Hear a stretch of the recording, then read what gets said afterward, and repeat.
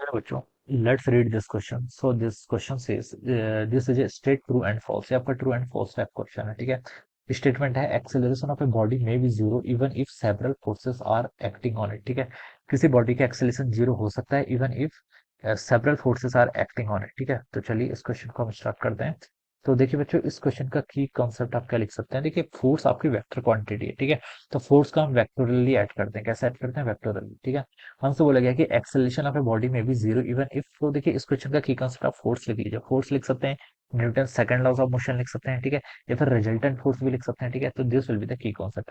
अब देखिए बच्चों, हमें न्यूटन सेकंड लॉ से बताया जो आपका फोर्स होता है ये किसके इक्वल होता है? आपका rate of change of momentum के इक्वल होता है, यानी कि डीपी बाई डी टी के इक्वल होता है। और इसकी जो फॉर्म आती है वो किसके इक्वल आती है? आपके मास टाइम्स एक्सेलरेशन के इक्वल, ठीक है। फोर्स किसके इक्वल होता है? आपका मास टाइम्स एक्सेलरेशन के इक्वल आता है। This is the statement from the Newton second law of motion, ठीक है। तो देखिए बच्चों, किसी ऑब्जेक्ट पर एक्सेलरेशन कब आएगा?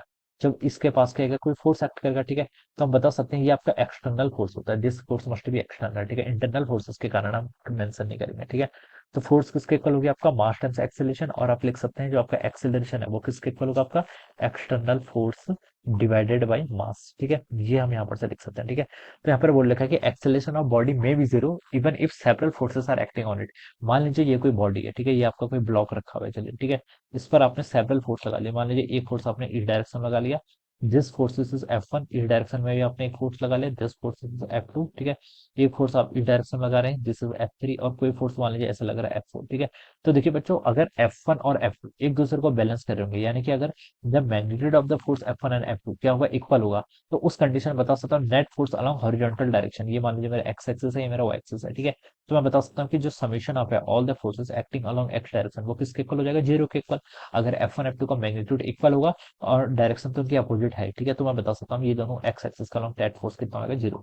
सिमिलरली अगर F3 और F4 का मैग्नीट्यूड भी इक्वल होगा and they are acting on the opposite direction, so we can say that net force acting along Y direction, ठीक है। तो यह वो भी क्या हो जाएगा? जीरो के इक्वल हो जाएगा। तो हॉरिजॉन्टल डायरेक्शन में भी इक्विलिब्रियम है, वर्टिकल डायरेक्शन में भी इक्विलिब्रियम है। इक्विलिब्रियम मतलब नेट फोर्सेस अगर जीरो है, तो नेट अगर आपका एफ एक्सटर्नल का समीशन ऑल द फोर्सेस कितना जीरो के इक्वल होता है, तो हम बता सकते हैं बच्चों आपका एक्सेलरेशन भी क्या होगा? आपका जीरो के इक्वल होगा, ठीक है। तो ये कंडीशन आपकी ट्रू है, ठीक है। Acceleration of a body may be zero even if several forces are acting on it. तो ये क्या है? बिल्कुल ट्रू है। अगर आपके सेवरल फोर्सेस लग रहे हैं और जो उनका रिजल्टेंट आ रहा है फोर्सेस का, फोर्स एक वेक्टर क्वांटिटी वेक्टर की तरफ स्प्रेड करेंगे, वो जीरो के इक्वल आ रहा है, तो हम बता सकते हैं आपका नेट एक्सेलरेशन भी क्या आएगा? जीरो के इक्वल आएगा, ठीक है। यहाँ पर भी देखिए सेवरल फोर्सेस लग रहे हैं, F1 भी लग रहा है, F2 भी लग रहा है, F3 भी लग रहा है, F4 लग रहा है। बट उनका रिजल्टेंट जब हम कैलकुलेट कर रहे हैं तो वो जीरो के इक्वल आ रहा है, तो उसका एक्सेलरेशन भी जीरो आ जाएगा, ठीक है। तो ये स्टेटमेंट क्या आपका ट्रू है, ऑलराइट।